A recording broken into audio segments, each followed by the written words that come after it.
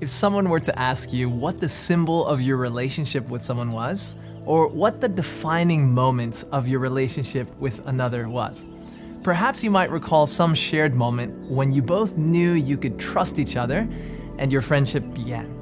For couples who God leads to commit their lives to one another in marriage, often they can point back to a specific shared moment that they each had when they just knew that they both wanted to spend their lives together. The first time my wife Sharissa laid eyes on me, she just knew that I was the man for her. That's my version anyway. You can ask her for hers.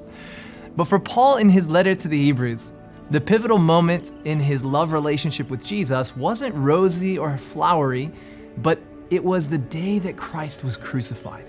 The indignity of the crucifixion, all the pain and devastation that went with it.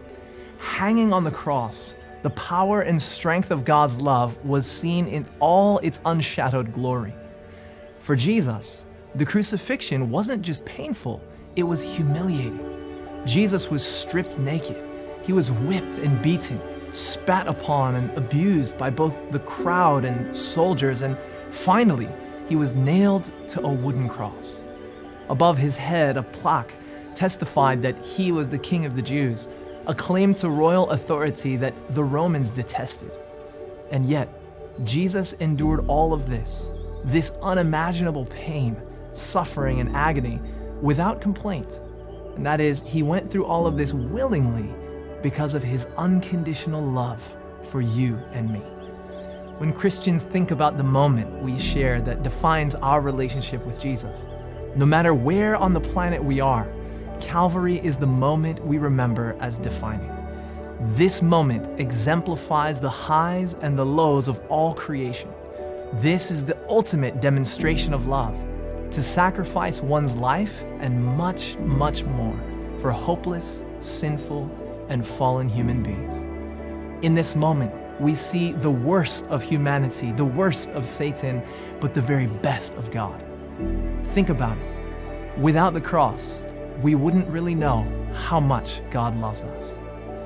On the cross, our forgiveness and reconciliation was secured by Jesus' sacrifice. Yet our desperate need for that forgiveness and reconciliation is made ever so clear in the pain and suffering that we see in the face of the crucified Christ. The cross stands at the very epicenter of the book of Hebrews, and it was our sin that made the cross a necessity. And it was through the cross that one day sin will be a thing of the past, and we will dwell in the light of heaven for eternity with Jesus himself.